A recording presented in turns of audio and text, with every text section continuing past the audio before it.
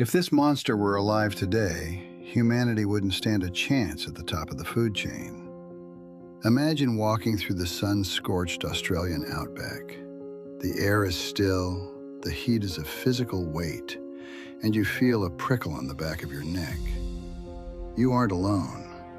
Scientists believe this creature needed only 3 seconds to end your life, and it ruled this continent for over 1 million years.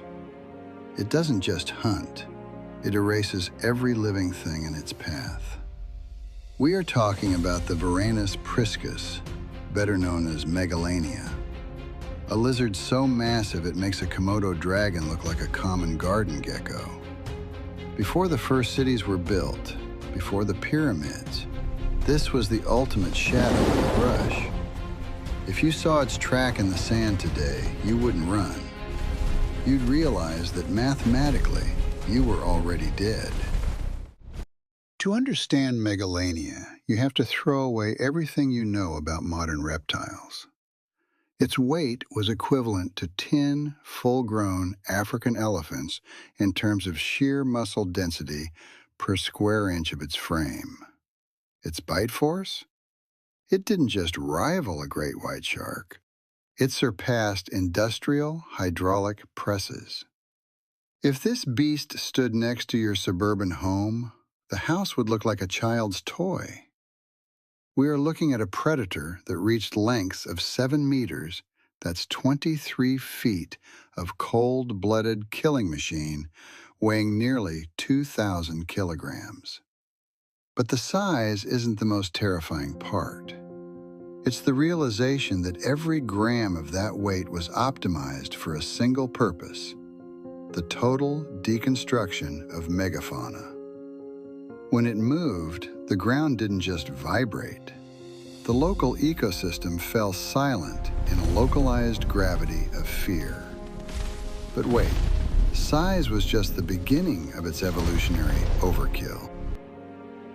How did nature create such a nightmare?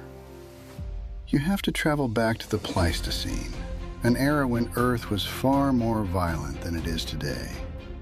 Australia was a land of extremes. The oxygen levels were different, the heat was oppressive, and evolution was in the middle of a great experiment. Everything was being pushed to the limit. The herbivores back then weren't cows or sheep.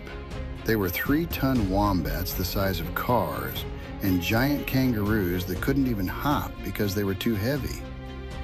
To hunt giants, nature had to build a god-slayer. Megalania wasn't an accident. It was the perfect final product of a million-year arms race. While other continents were perfecting mammals, Australia was doubling down on the dragon blueprint. It was a time when the rules of biology were being rewritten in blood. But evolution gave it more than just size. It gave it tools that defy modern logic. Its teeth weren't designed for chewing. They were designed to turn bone into glass. Megalania used a grip and rip method that was psychologically and physically devastating. It didn't need to kill you instantly. It preferred to let you bleed out. Its teeth were serrated like steak knives, curved backwards so that the more you struggled, the deeper they sank. But here is the hardcore fact that haunts paleontologists. Many prey animals were likely still alive while being consumed. Based on fossil evidence, Megalania would target the soft underbelly or the hamstrings, immobilizing a 3-ton beast in seconds. Once the prey was down, the lizard would use its massive, fork-like tongue to taste the fear and the failing organs. It was a biological weapon, a precision instrument of carnage that made the T-Rex look clumsy. If it touched you, your bones didn't just break. They shattered like fragile ornaments under a sledgehammer. Let's pause. Close your eyes and imagine it's 2026. A Megalania is spotted in the suburbs of Brisbane or the outskirts of Perth. Modern weapons? Most small arms fire would bounce off its osteoderm-reinforced hide. It would treat a brick wall like a paper curtain. If this creature lived today, the deep bush would be a permanent no-go zone for humanity. No hiker, no camper, no military patrol would be safe.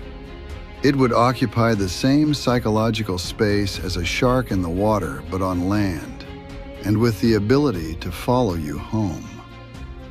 We think we are masters of this planet because we have technology, but Megalania is the reminder that against raw prehistoric power, our civilization is just a thin veneer of safety. Even the modern Australian military would find tracking a cold-blooded silent giant in the scrub to be a logistical nightmare. It wouldn't be a hunt. It would be a cleaning operation. You might think a beast this big would be loud. You'd be wrong. It didn't chase, it vanished. Megalania was an ambush predator of the highest order. It could lie motionless for days, its mottled skin blending perfectly with the iron-rich soil and dry eucalyptus bark. It had a sixth sense, Jacobson's organ, allowing it to taste your chemical signature from kilometers away. It knew you were there before you even parked your car. Once it locked onto your scent, the mathematical probability of your survival dropped to 0. It was a master of the dead angle. It would wait until you were at your most vulnerable, then move with a burst of speed that defied its massive weight. And the most chilling part? There is evidence suggesting they might have hunted in loose associations, a wall of scales closing in from all sides. In the outback, no one hears you scream if the air is already filled with the hiss of a dragon. For decades, scientists portrayed Megalania as a slow, bumbling scavenger, a giant, lazy version of a lizard. They were wrong. Recent discoveries have shattered that image. New biomechanical models show that Megalania wasn't just a crawler, it was a sprinter. It could hit speeds that would outrun a human in a heartbeat. But that's not the biggest twist. Scientists recently discovered that its modern relative, the Komodo dragon, is venomous. By extension, Megalania likely possessed complex venom glands. It didn't just bite you with brute force. It injected a cocktail of anticoagulants and toxins that caused your blood pressure to collapse and your wounds to never close. It was a venomous dragon the size of a bus. This realization changes everything. It wasn't a primitive beast. It was a highly evolved, sophisticated super predator that outperformed almost every mammal of its time. So, if it was so perfect, why did it vanish? It wasn't because it got weak. Megalania didn't lose the game. The game board was set on fire. Around 40,000 to 50,000 years ago, two things happened. The climate of Australia began to dry out, and a new predator arrived: humans. The first Aboriginal Australians didn't hunt Megalania with spears. They hunted it with fire. Fire stick farming changed the landscape, destroying the thick cover the giant lizard needed for its ambush. Without its camouflage and without the giant megafauna to eat, the king had no throne left. But here is the haunting thought. Some legends in the outback speak of the Burrunjor, a massive, scaly beast that still haunts the deep, unexplored corners of the north. Did it really go extinct, or is it just waiting for the world to change back? Nature has a habit of bringing back its most successful nightmares. The most terrifying thing about Megalania isn't that it once existed. It's the fact that Earth is capable of creating it again. This planet has a memory for monsters, and it has recycled this design multiple times throughout history. We are living in a brief window of mammal dominance, but the reptiles are patient. They have survived every mass extinction the universe has thrown at them. Next time you find yourself in the quiet of the wild, and the birds suddenly stop singing. Don't look for a bear or a wolf. Look for the shadow that doesn't move. Look for the dragon that never truly left.